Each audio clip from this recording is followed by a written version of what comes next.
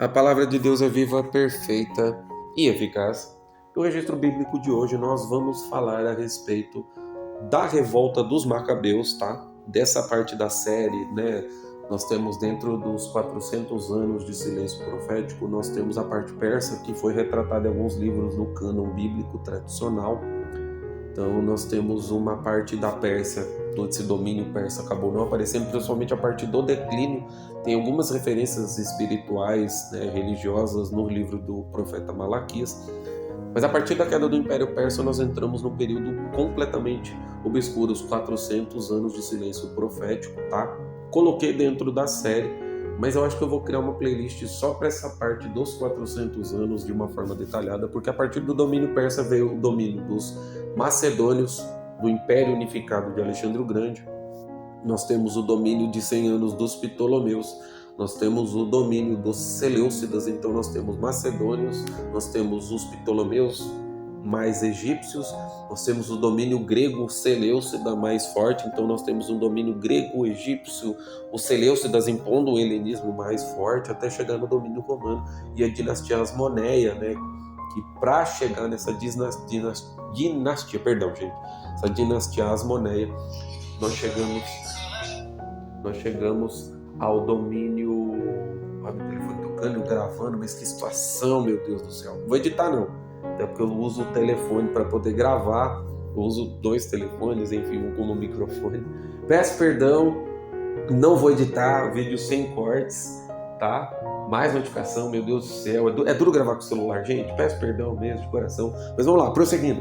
Revolta dos Macabeus, ou Revolta Asmoneia, foi uma rebelião judaica que ocorreu entre 167 e 160 a.C., embora os conflitos continuassem até 134 a.C., contra o domínio seleucida e a crescente influência helenística na vida judaica, conforme eu falei no finalzinho do vídeo, tá? Perseguição, enfim. Essa revolta é um evento crucial na história judaica, levando à restauração da independência judaica e à purificação do Templo de Jerusalém. Tem referências históricas, tá?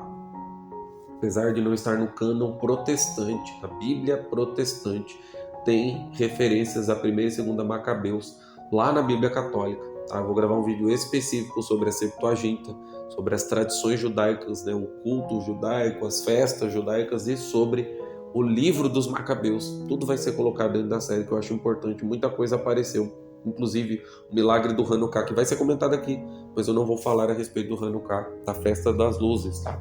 Contexto histórico: após a morte de Alexandre o Grande, seu vasto império foi dividido entre seus generais, isso tudo a gente comentou, tá? Tá nos outros vídeos, tá? Então, vamos falar de Epifânio, de Antíoco IV Epifânio, que ascendeu ao trono em 175, tá? Este monarca muito louco, problemático, tinha um forte desejo de helenizar todos os seus domínios, impondo a cultura grega a todos, tá? Na Judéia, essa política levou uma séria problemática, tá? E chegou até o dia da desolação, né? A desolação da profanação do templo, tá? Isso foi muito complicado.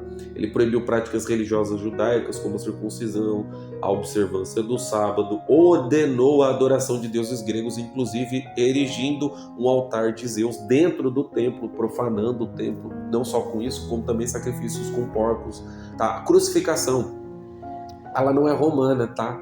Roma absorveu esse tipo de punição, possivelmente dos domínios gregos. Ele deve ter, os gregos, né, os generais devem ter visto isso, possivelmente observaram isso no ato dos domínios, né? Então, por volta de 170, que é o que a gente está falando aqui, 170 a.C., tinha crucificações, perseguições, muita morte, tá? Muito exílio, tá? Então, pegou partes do povo. Então, isso foi uma das coisas que o Antíoco fez, né? Ele dispersou a população para enfraquecer, exatamente como os babilônios fizeram, como os assírios fizeram. Tá? O início da revolta começou a se manifestar em 167 a.C., quando um sacerdote, Matatias, de Modim, e seus 5 filhos se recusaram a obedecer essas ordens seleucidas.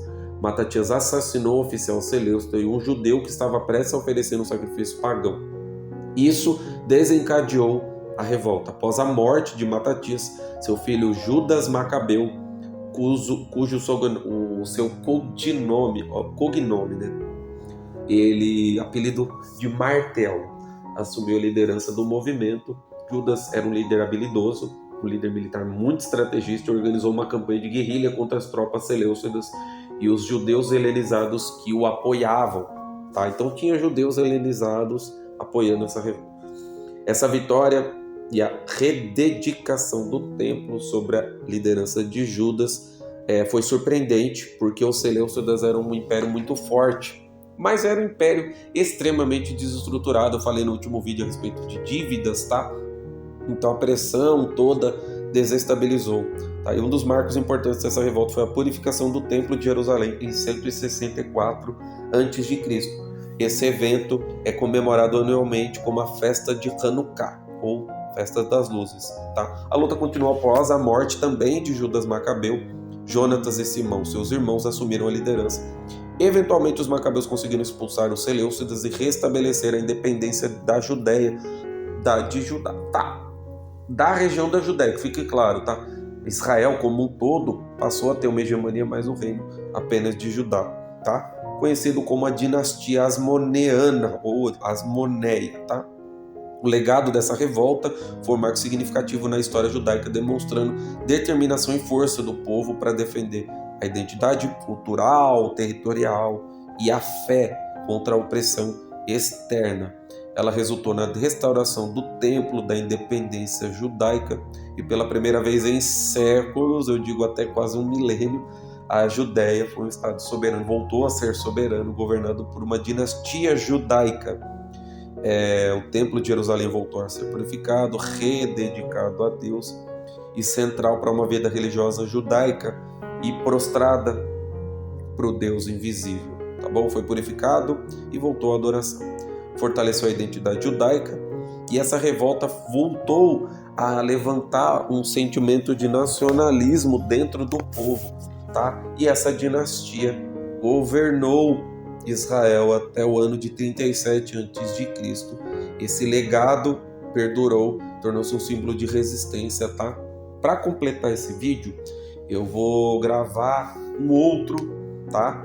A respeito dos livros apócrifos. Eles são, né, pelos teólogos, pelos especialistas, na maior parte deles protestantes, tá? Os católicos consideram o cânon deles completo. Tem livro de Judite, de Baruque, e os livros de Macabeus, 1º e 2º Macabeus, não são divinamente inspirados, tá? Eu tenho que fazer menção porque, querendo ou não, ele é um documento histórico. A Igreja Católica Romana é uma instituição milenar, né? Transcende os tempos históricos, então cabe o papel do canal mostrar essa parte da história, em um vídeo sobre esses livros vai ser feito à parte. Tá bom? Deus abençoe a todos, muito obrigado por acompanhar o canal até aqui e tudo de melhor sempre.